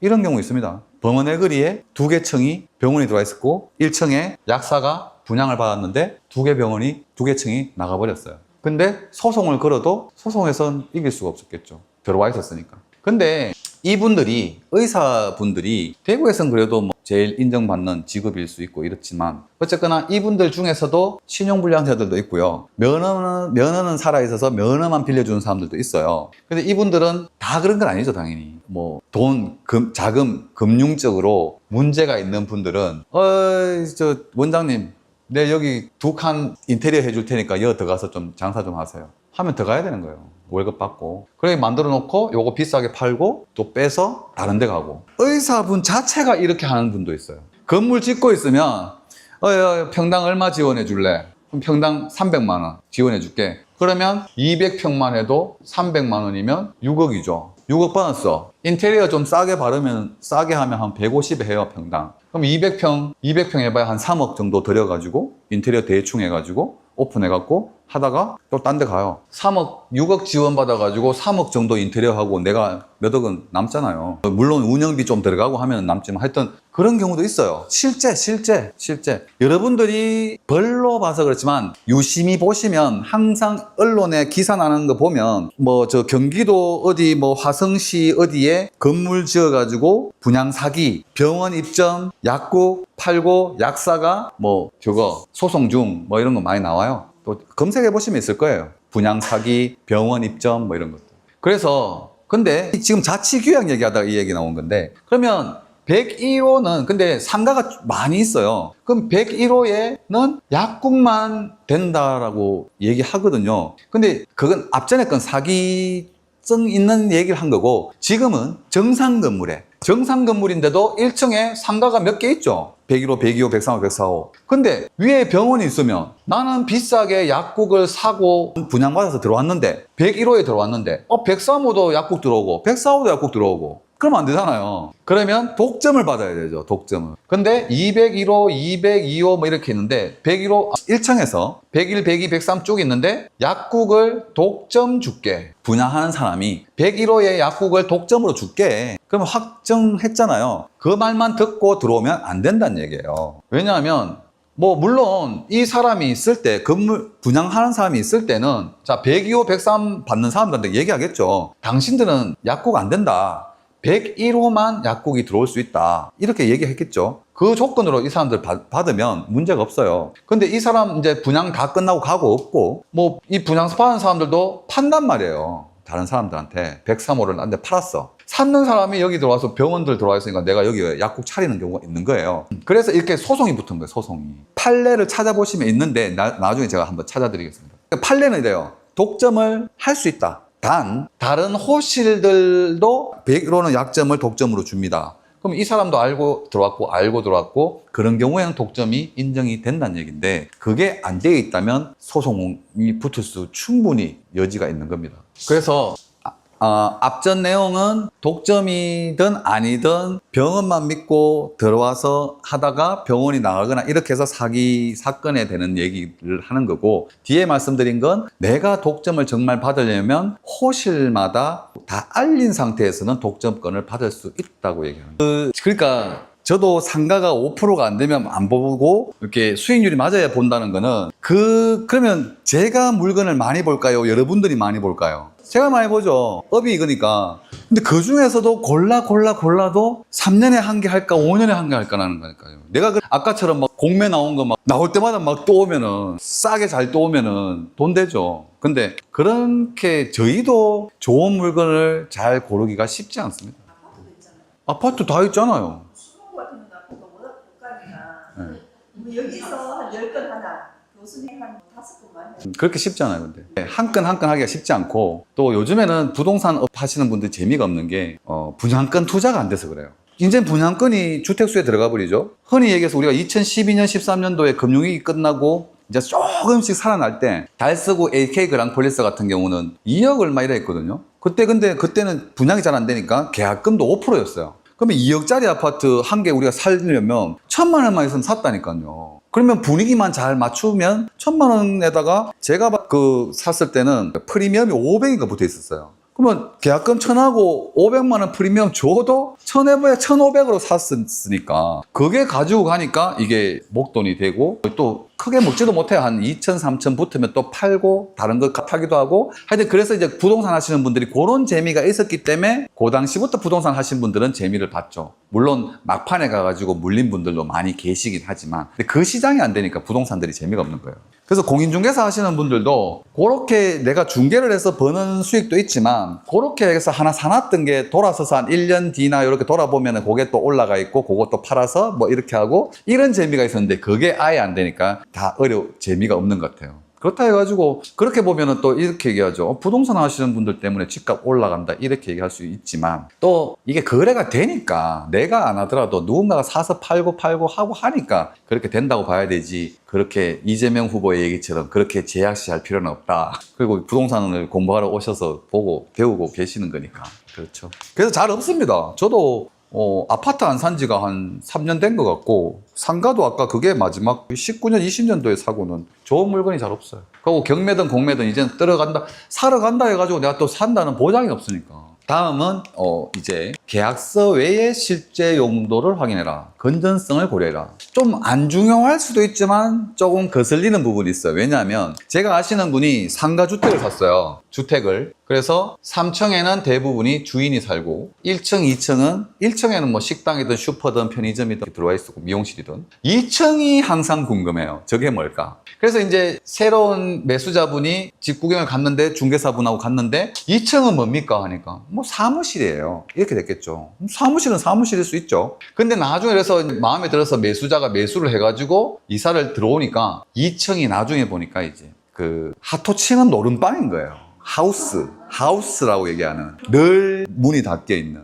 근데 새벽 되면 문이 열리면서 들락날락 하시면서, 대구 시내에 대부분 보면은 그 하우스가 되게 많아요. 생각보다. 어디 가다가 이런 얘기 해도 되나? 택시들이 이렇게 모여 있다. 우리 이 동네에 택시가 이 골목 안에 몇 대가 앉아 있다. 그러면 그분들이 어딘가 모여가지고 하토 치고 있는 거예요. 그래가지고 소일거리로, 그러면 뭐 기본 입장료를 받겠죠. 입장료. 그거 받고 또 공지, 돈도 빌려줘서 이자 돈도 받고 이러면서 이거를 만들어가지고 이렇게 많아요. 그래서 문제는 뭐 자기네들끼리 노는 건 좋아요. 근데 나와가지고 이제 계단에 앉아가 전부 담배도 한 번씩 피고 막 이러니까 이제 담배 연기도 올라오고 밤새도록 담배 피면서 노시니까 이 상가는 안에 들어가면 완전 찌든 막 담배 완전 찌든 상가. 그러니까 이제 문제는 또 나이 드신 분들끼리 있으면 괜찮은데 또 따님이나 자녀분들이 있으니까 이게 좀 다니면서 이제 자녀분들이 좀 불편하다. 이렇게. 근데 어쩔 수 없어요. 쫓아낼 수도 없고. 근데 이게 그분들은 얘기하겠죠. 나가라 그러면 좀 나가도 하면 상가임대차 보호법에서 10년 보장받을 수 있는데 왜 나가라 하냐 하지만 상가임대차 보호법에 해당이 안 되는 분들입니다. 상가임대차 보호법은 사업자를 내야 되거든요. 거기가 종교단체, 종중 뭐 이런 사무실들은 임대차 보호법을 못 받습니다. 하여튼 그래서 근데 이분들이 또 안 나가고 버팅겨요. 잘 안 나가요. 그래서 그게 좀 문제가 됩니다. 그리고 이제 불법 구조 변경, 우리가 늘 배웠던 이제 다가구에 가대기, 불법 건축물, 그리고 어떤 건물에도 불법 건축물이 있고, 용도 변경 업종 확인 필수해야 된다. 용도 변경 안 되는 경우도 있고, 그죠? 이런 부분들. 그리고 용도 변경 하지도 않고 불법으로 운영하는 분들도 있고, 그런 분들. 그 다음에 적정한 보증금, 적정해야 돼요. 보증금은 월세가 100만 원이면 2천만 원 정도 보증금, 그리고 150만 원이면 한 3천만 원의 보증금은 기본 있어야 되죠. 물론 5천만 원 정도 더 받아 놓으면 더 안전할 수 있지만, 또 보증금이 너무 비싸면 세입자가 좀 안 들어올 수 있기 때문에 적정한 보증금 한 20배 정도 월세에, 그래야 이분들이 월세가 한 3기 정도 밀려야 우리가 나가라 계약 해지를 할 수 있고, 그럼 3기에 밀리는 상태에서 우리가 안 나가게 되면 명도도 해야 되고, 명도 소송하면 6개월 걸리고, 그리고 치워야 되고, 뭐 이런저런 비용이 들기 때문에 분명히 민감하게 첫 달치 월세가 무조건 중요하다고 말씀드렸지만, 이렇게 월세가 밀리게 되면 이걸 대비해야 되는 거지, 첫 달치부터 밀릴 때부터 관리를 해야 되는 거지, 보증금 2천 있으니까 3천 있으니까 몇 달치 밀려도 상관없어 이래가지고 밀리기 시작하면 더더욱이 밀리게 되고, 300이든 400이든 밀리기 시작하면 세입자 입장에서도 목돈을 주든지 조금씩 갚아야 되기 때문에 또 더 부담스럽고, 오히려 세입자들이 배째라 하죠. 보증금 있는 데서 까라 하거든요. 근데 집주인 입장에서는 보증금에서 월세를 받아서 이자도 내고 이것저것 할 게 많은데, 나는 그거 받아서 생활하려고 수익형 부동산을 샀는데 이게 안 들어오면 나도 생활이 안 되는 거예요. 그래서 관리를 해야 된다. 적정한 보증금. 근데 또 이게 중요한 게, 보통 현장에서는 이렇게 얘기해요. 이렇게 상가주택이나 원룸 건물이든 있으면 보증금이 많은 동네가 있어요. 많은 건물이 있어요. 그러니까 전세를 많이 놨다는 거죠. 왜 전세를 많이 놨습니까 하면은, 우리 아들이 결혼하는데 목돈이 좀 필요해서 전세를 놨다고 얘기하거든요. 근데 대부분 다 보면은 월세가 잘 안 나가니까 전세로 놓은 경우가 거의 100%입니다. 세가 잘 안 나가니까 보증금을 많이 받아서 월세를 적게 해서 어쨌든 세를 놔야 되는 거니까 하는 거죠. 그만큼 월세도 잘 안 들어오고 장사도 잘 안 된다고 봐야겠죠. 그래서 보증금은 적정해야 된다. 많이 받은 것도 별로 안 좋고, 적게 받아 놓으면 월세 밀리고 명도하고 소송하고 하면은 다 까먹고 나만 손해다. 그래서 적정한 보증금이 중요하고요. 그 다음 매매 계약할 때 부가가치세는 뭐 크게 중요한 건 아닌데, 건물을 매매하게 되면 꼭 건물 부분에 대한 부가가치세가 있습니다. 물론 매수 입장에서는 그렇게 안 중요해요. 왜냐하면 부가가치세를 계산 신고를 안 하면 건물 팔았는 매도인한테 부가가치세가 날아가기 때문에 매수인은 크게 문제가 아닌데, 만약에 가지고 계신 건물을 매도를 하신다면 부가가치세를 분명히 확인을 하셔야 되는 거죠. 그래서 조금 깊이 들어가면 포괄 양도 양수 얘기도 나오고 뭐 이런 얘기가 있지만, 어쨌거나 제일 좋은 건, 간단한 건 매도 매수가 있으면 서로 부가세는 그냥 매수인이 내고 매수인이 환급받아 버리면 아무 문제가 없습니다. 제일 간단한 방법일 거예요. 회계사무실 계신 분 아는, 나중에 오면 물어봐야겠네. 제일 간단한 방법은 이겁니다. 오래된 건물도 부가세 건물분에 대한 부가세는 나옵니다. 그래서 이걸 안 짚어버리면 중개사 입장에서도 나중에 매도인한테 건물 한 10억에 팔았는데 돌아서서 몇 개월 뒤에 부가세 내라고 날라오는 거예요. 그러면 이건 도대체 뭐냐? 내야 되거든요. 그러면 이제 중개인한테 얘기하고 중개사도 곤란하고 답답하고 이런 상황이 발생하는데, 그냥 부가세 발생하는데 매수인이 내시고 매수인이 환급 받으세요 하면은 그게 제일 깔끔한 방법일 겁니다. 하여튼 요거는 건물분을 사고 팔 때는 부가세가 있다는 걸 확인하시고 알고 계시고 나중에 부가세는 짚어야 된다고 말씀드리는 겁니다. 자, 그 다음에 의심 가는 상가 분양 중에서 선임되어 있는 거, 좀 전에 말씀드렸어요. 월세가 지나치게 높은 상가 이야기할 때 선임대 나와져 있는 거죠. 월세 아까 350 받는다고 선임대 되어 있어요. 그것도 좀 의심을 해야 되죠. 아까 말씀드린 것처럼 거품이 있거나 부풀려 놨을 수 있다. 그 다음에 임대 수익률, 임대 확약. 자, 얼마 월세 받아줄게 하고 확약을 해주는 거죠. 그것도 나중에 안 지켜지면 그걸 믿고, 그 말만 믿고 계약을 하면 답답해질 수 있다. 쏘글 수 있다. 얼마 전에, 이건 뉴스에 나온 내용입니다. 뉴스에. 대구에. 일부 네그리 쪽에 새로 아파트가 들어왔는데 1층 상가에 프랜차이즈를 입점시켜서 10억짜리예요. 10억짜리 상가인데 똑같은 얘기예요. 10억짜리인데 8억 대출 내고 그때는 80% 대출 됐었거든요. 80% 대출 8억 내고 1억 보증금 받으면 당신은 1억만 가지고 월세를 놓을 수 있어. 프랜차이즈로. 이걸로 계약을 한 거예요. 근데 뉴스화 됐다는 거는 그 약속이 안 지켜졌다는 거죠. 그래서 이 매수자가 소송을 건 거예요. 그래서 제보도 해가지고 방송국에서 촬영도 하고 뉴스 다 나왔어요. 그래서 그런 거 있잖아요. 음성 녹음했는 거 막 나오고 막 이래가지고 했는데 결국에는 사실 이렇게 되면 웬만해서는 소송을 해도 이기기가 어렵습니다. 왜냐하면 듣고 내가 판단해서 계약을 했고 또 사실 증거 자료도 없고 내가 판단했고 근데 특이하게 이 경우는 뭐냐면 이분이 얼마나 팔고 싶었는지 A4 용지에다가 그 내용을 세세하게 자필로 적었더라고요. 이런 경우는 좀 쉽게 문제가 되겠죠. 이 자료 자기가 적어줬으니까 설명하면서 프랜차이즈 뭐 넣어가지고 대출 8억 내주고 80% 내고 보증금 1억 받고 하면 당신 돈 1억 넣고 이자 주고도 월 얼마 남아 이렇게 써줬더라고요. 그거는 100% 거의 문제가 됩니다. 네. 그분이 적어줬기 때문에. 근데 그런 증거가 없다면 그거를 그렇게 설명을 했다는 걸 내가 밝혀야 되는데 녹취본이라든지 뭐가 없으면 답답해지는 거죠, 사실. 그래서 임대 수익률 얼마 받아줄게. 이것도 쏘을 가능성이 많고 약속을 안 지켜도 나중에 어디다가 하소연할 데도 없어요. 그죠? 그래요. 복잡해지고 어려워지는 거죠. 또 전매 약속에 많이 쏘가요. 왜냐하면 분양하는 사람들이 이거 사시면 6개월 뒤에 프리미엄 붙여서 몇 천만 원 용돈 삼아서 몇 억도 아니고 그냥 몇 천만 원, 2, 3천 정도는 받고 파실 수 있습니다. 해가지고 세 채씩, 상가를 3개씩 사는 경우도 있어요. 3개 호실씩. 그래서 샀는데 전매 약속은 안 지켜지고 분양하던 분들은 가시고 없고 나만 계약서 3개를 들고 입주 때까지 가다 보면은 대출은 전부 다 내 앞으로 대출은 이렇게 지고 내가 잔금을 쳐야 되는 잔금 못 치면 포기해야 되고 포기하면 중도금 대출 해준 은행에서 가만히 있냐. 내가 살고 있는 집에도 다 압류가 들어오겠죠. 그런 경우가 있습니다. 그래서 얼마 기간 내에 얼마 더 받아드릴게요. 2천, 3천 욕심 때문에 그 3억, 5억 하는 상가를 3개씩이나 사가지고 있는 분들이 분명히 있습니다. 분명히. 자, 이거는 달성 네그리 요즘 좀 핫하죠. 태평로 라인에서 달성 네그리면서 3호선 달성공원 역이 있고 그 경부선 철도에는 원대역이 생기고 광역철도가 다니는 원대역이 생기고 요즘 또 조금 핫하긴 하지만 어쨌거나 여기 같은 경우는 도원 힐스테이트 상가입니다.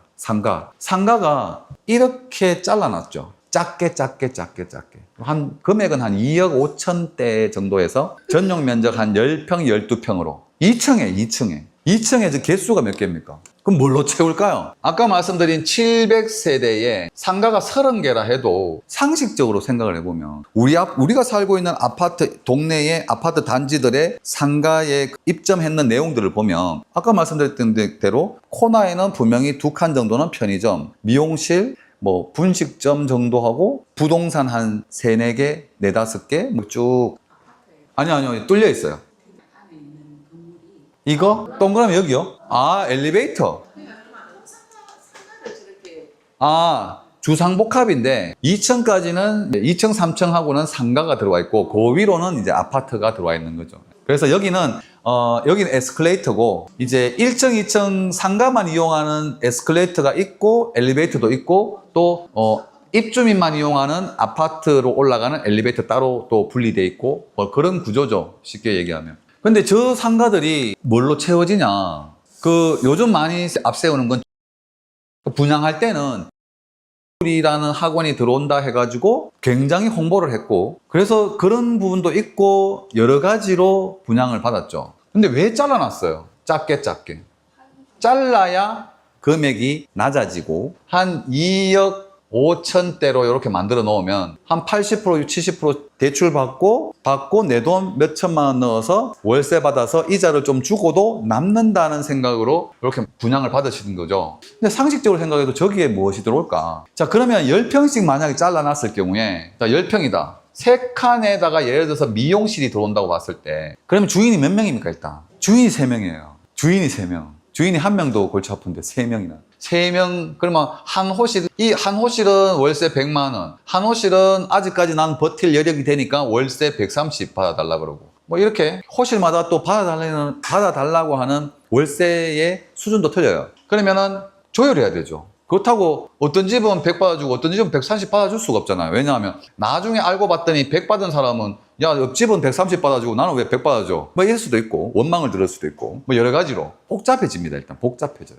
그래서 임대가 누군가가 들어오고 싶어도 들어오기가 쉽지 않은 구조죠. 너무 잘게 잘라놔가지고. 원래 기본 30평, 50평 이렇게 잘라놔야 의원 병원이 들어오든 학원이 들어오든 미용실이 들어오든 한 칸에서 이렇게 집주인 한 명하고 이렇게 얘기가 돼야 되는데 저렇게 해놓으면 입점시키기도 쉽진 않아요. 근데 작게 잘라놓고 항상 하는 말이 내일 들어오면 된다 이런 얘기 하거든. 내일은 5평이든 7평이든 10평이든 작다 이거 너무 작은데 이거 들어올 거 있습니까 하면 내일 같은 업종들로 들어옵니다 이렇게 얘기하지만 저게 전부 내일이 들어올 수 있는 것도 아니고 몇 개 들어와 봐야 한두 개. 근데 내일도 월세를 이렇게 10평 공간에 막 130, 150씩 주고 들어올 수 있는 업종이 아니거든요. 영세하기 때문에. 그래서 그런 업종도 쉽지 않아요. 들어온다 하더라도. 그리고 처음부터 대대적으로 들어온다고 홍보는 했지만 제가 알기로는 아마 여기 8칸 정도 요만큼 정도가 학원이 들어와 있고 거진 좀 많이 비어 있어요. 물론 채워져야 되는데 아직까지는 좀 힘들다. 그래서 개수가 너무 많기 때문에 처음에 근데 원래 이제 계획했던 거는 에스컬레이터도 있고 하기 때문에 그리고 에스컬레이터도 있고 여기도 있고 이쪽에도 있고 뭐 저쪽에도 있고 뭐 있는데 여기 또 뻥 뚫렸거든요. 썬컨이라고 해요. 썬컨 방식으로 2층에 복도식을 따라 가지고 복도로 따라서 쇼핑 공간을 만들어주면 이제 1층으로 내다보면 1층 마당이 보이는 썬컨 방식으로 뚫려 있고 스트리트형으로 해가지고 쇼핑몰이 들어올 수 있을 거라고 예상은 했겠죠. 근데 아직까지는 달성네글이라는 그 입지 자체가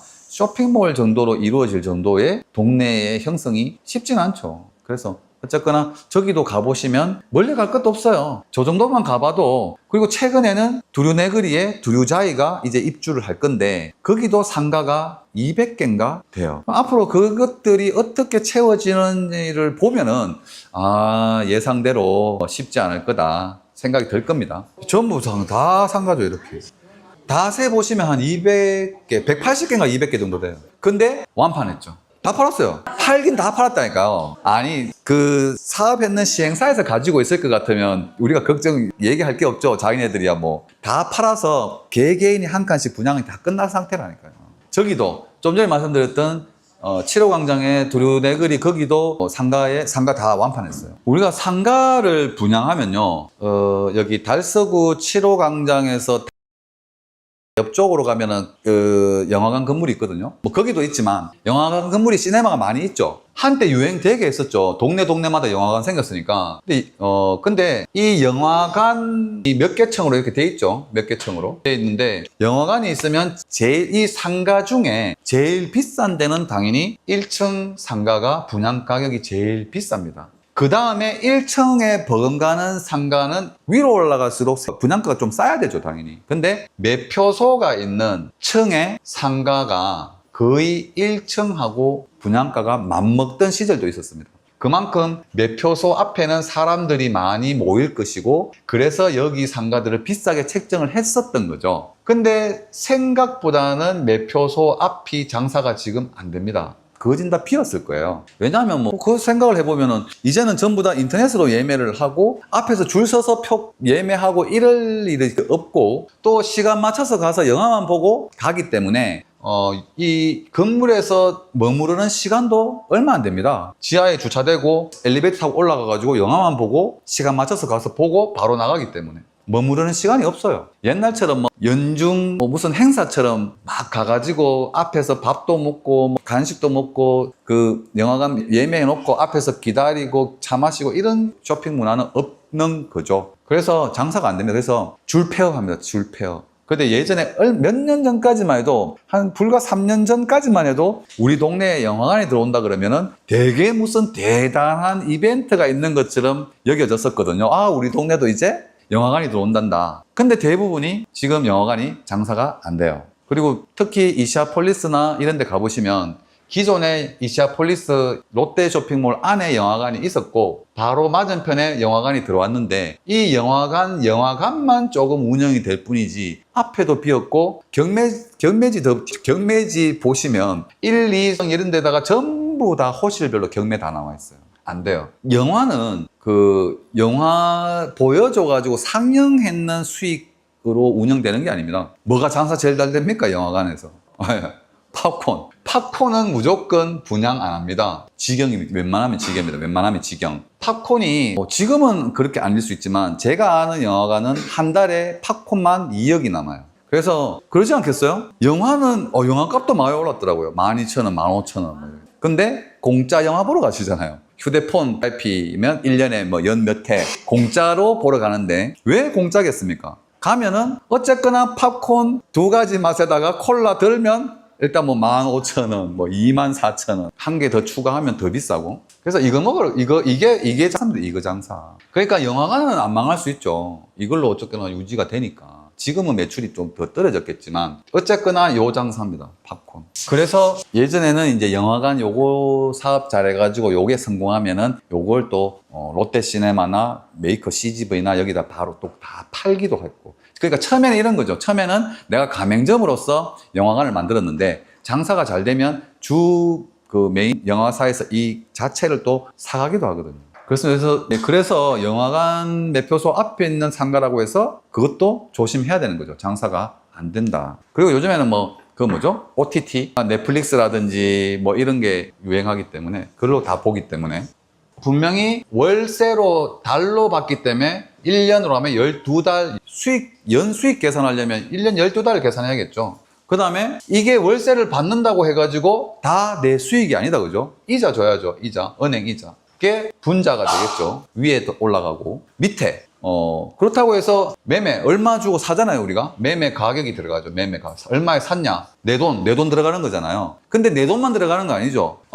보증금이 있죠. 내 돈만 들어가는 게 아니라 내 돈 들어가는 매매 금액에서 보증금을 빼야 되죠. 그 다음에 또 이자 들어가는 만큼 대출도 있기 때문에 보증금과 대출을 끼고 난 나머지 금액만 내 돈을 넣는 거죠. 그래서 월세에서 이자를 뺀 금액으로 나눠서 곱하기 100을 하면 수익률인 거죠. 수익률. 그래서 좀 전에도 말씀드렸듯이 매매 가격에서 보증금이 많이 들어가 있고 대출이 많이 돼 있거나 전세금이 많이 들어와 있으면 내 돈이 적게 들어가면 적게 들어갈수록 수익률이 굉장히 높아지는 거죠.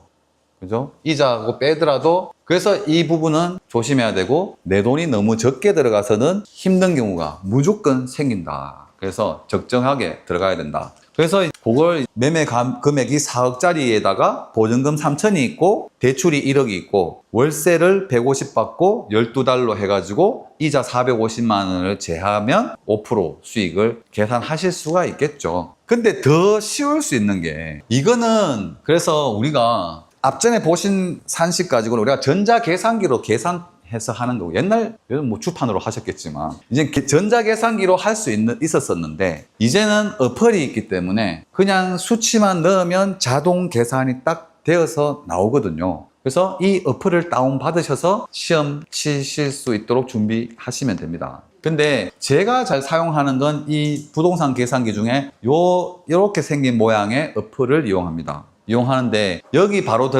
들어가 보시면 또 보실 수 있는 게 뭐 중개 수수료 계산하는 것도 있고 보유세, 양도소득세, 취득세, 증여세, 상속세도 간단하게는 이렇게 다 믿을 수는 없고 참고사항으로 하실 수 있거든요. 근데 여기에 보시면 수익률 계산하는 건 없는데 요 좌측 메뉴로 들어가시면 거기에 임대 수익 계산하는 터치만 하면 임대 계산하는 게 있습니다. 근데 거기에는 매매 가격하고 월세가 얼마인지만 넣으면 수익 계산이 되고 거기 투자 수익률 보면은 기타 뭐 있을 텐데요. 대출 포함 있죠. 대출 포함. 네. 요 밑 요거. 대출 포함을 누르시면 대출 금액하고 대출 금리만 넣으시면 그 대출금하고 대출 금리 넣는 칸이 생기죠. 거기다가 대출금 얼마, 연 금리 얼마 그걸 넣으시면은 계산이 딱 나옵니다. 산수보다 쉽죠? 맞죠? 보증금 얼마, 월세 얼마, 대출금 얼마, 대출 이자 얼마, 금리 얼마. 이것만 딱 넣으면 수익 계산이 딱 된다니까요. 이거 못하면 뭐 실전. 교재에 있죠, 이거? 예를 들어 범어동에, 저게 주소까지 다 나와 있군요. 범어동에 보증금 3천에 월 110을 받는데 부가세 포함이니까 100만 원 받겠죠. 근데 그게 매물로 2억 4,500에 나와 있어요. 삽니까 안 삽니까? 적정하죠. 뭐 한 5% 정도 나오니까. 근데 또 보증금이 3천 있으니까 보증금을 빼버리면 내 돈은 실질적으로 2억 1,500이 들어가는 거죠. 2억 1,500을 넣어서 1년에 1,200이 나오니까 5% 좀 더 나올 겁니다. 그래서 그 어플 가지고 이렇게 보증금 월세 이렇게 넣어보시면 수익률이 딱 나올 거예요. 그 다음에 다가구 원룸, 본동에 있는 거. 원룸이 14개인데 미니 투룸이 2개다. 미니 투룸은 이제 방 한 칸, 거실 한 칸, 뭐 이렇게. 그게 2개 있고, 그러면 방이 총 16개죠. 16개인데 보증금 5천에 월 400이 나온다. 근데 매매 금액이 8억이다. 그러면 수익률이 몇 프로입니까? 1년에 한 5천만 원 나오고 20년 받아야 10억이면 8억을 받으려면 한 5년 걸리겠네요. 1년에 5천만 원씩. 보증금 5천 있으니까 내 원금 다 찾으려면 15년 걸려요. 15년 걸리면 7.5% 정도 되겠죠. 수익률이. 안 그래요? 그거 두드리고 계신 거 아니에요? 뭐가 안 맞는데? 아니 샀는 금액 있고 월세 있고 보증금 있는데 정말 기본인데요. 꽈는 것도 아니잖아요. 그대로 넣으면 돼요. 그럼 몇 프로 나와요? 7.5% 이래 안 나와요? 어플을 아직 다운 안 받으셨어요? 이것도 어플에서 되나요? 이것도 다가구도 어플에서 다가구든 뭐든 아무 상관이 없지. 보증금 월세만 넣으면 되는데요. 6.4?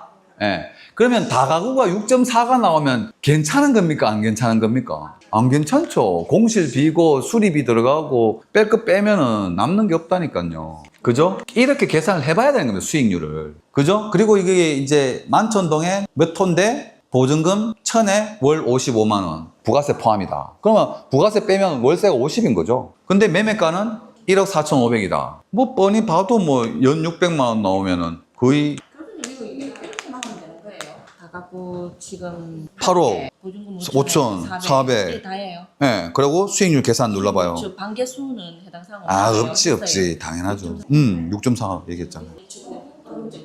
다가구고 원룸이고 간에 뭐 상관없죠. 반개수가 뭔 상관있어. 수익률 계산하는데. 다음에 요거는 이제 서울 쪽에 좀 덩치 큰 거, 뭐 대지하고 있는데 요것도 마찬가지죠. 대지 면적이나 평수나 이게 문제가 상관이 없잖아요. 전혀. 보증금이 얼마고 월세가 얼마냐. 근데 매매 가격이 저렇게 나와 있는데 이게 적정한 매매 가격인지 얼마 나와요? 예? 220억. 태어나서 처음으로 220억을 눌러보니까 공이 몇 개고. 일단 주목하시고 집에 가서 집에 가면 또 안 하죠 또. 매매가 220억 얼마 나오는데요? 얼마? 그러니까요. 제가 말씀드렸잖아요. 상가는 5%가 나와야 되는데 여기는 강남의 논현동이야. 우리가 예를 들어 범어동이야. 달구불 대로변의 범어동이다. 그러면은 우리가 수익률을 낮추더라도 2.6도 거래가 될 수 있는데 어쨌거나 이제 수익률은 낮죠. 낮은데 앞으로의 땅값 오르거나 건물값 오르거나 발전성이 있다면 조금 낮아도 상관없다는 게 그 말씀을 드린 거예요. 돈이 이만큼 있으면은 2.6% 수익률도 하면 되겠잖아요. 아니. 돈이 있다 해서 하는 게 아니고, 내 관점에서, 이제, 자산 가치가 있냐, 없냐, 내지는, 2.6이라도 괜찮아. 위치가 너무 좋으니까. 이렇게 할 수는 있지만, 어쨌거나 기준점은 있어야 되는 거잖아요. 대출은 없잖아요. 대출 있으면 거의 박살 아니에요. 대출을 끼면은 더 수익률이 낮아지겠죠. 수익이 2.6 나오는데 4%짜리 대출을 써버리면 더 떨어지겠죠. 그러니까, 그렇죠. 내가 돈 전체를 들고 샀을 때도 2.6밖에 안 나오니까. 대출을 끼면 더 안 나오죠. 상가 수익률은 그냥 이렇게만 계산한다. 그렇죠. 보증금 월세 끝. 근데 만약에 대출금하고 이자가 있다면 그거 이제 넣는 칸을 다시 있잖아요. 대출금 포함. 수익률. 그 다음에 이것도 마찬가지잖아. 보증금 월세 매매가. 쉽죠? 인데도 수익률 계산 못하면 뭐 부동산 학과 2년 다녀가지고 수익 계산 못하면 뭐 이렇게 가르쳐 드리는데. 아니 그래야 아니 그래야 이제는 대충 이게 이제 안 잡혀요? 아 이게 예전에는 아니 개똥이 엄마가 아니 월세 150 나오는 거 6억 주고 샀다는데 와 나 개똥이 엄마 돈 많네 하고 말았지만 개똥이 엄마 야 봐라 150만 원 나오는데 니 6억 주고 샀으면 니 바가지 썼는 거다 하고 칼 수는 없겠지만 속으로 웃어야 될 거 아닙니까? 아유 잘못 샀네. 나와요. 이거 말고도 다른 계산기도 있는데 제가 써보니까 요게 내용도 좀 있고 좀 광고가 덜 들어와요. 다른 거는 좀 사용하다 보면 광고 막 들어와서 쓰기가 사용하기 힘든데 요게 광고도 좀 덜하고 요거 하고 마칠게요. 그래서 힙플레이스가 있고 핫플레이스가 있다. 힙플레이스는 개성과 감각을 가지고 있으면서 최신 유행에 밝고 신선하다. 그래서 원래는 이제 힙플레이스에서 출발해가지고 조금 이 상권이 커지면 우리가 흔히 얘기하는 핫플레이스라고 얘기하는 거거든요. 그래서 아까 그 동대구역 앞에도 신세계백화점 앞에도 조금씩 카페가 주택을 개조해서 카페가 하나씩 들어오면서 꼬치집도 들어오고 라면집도 들어오고 여러 가지가 들어오면서 이 동네가 이제 점점 핫해진 거죠. 그래서 요즘 MZ세대 용어로 힙플레이스, 핫플레이스가 얘기 나오니까 일단 여기까지입니다. 일단 오늘 수업 여기까지 마무리하고요. 끝내고 다음 시간에는 토지로 들어가도록 하겠습니다. 네, 수고하셨습니다. 질문할 분 질문하셔도 됩니다.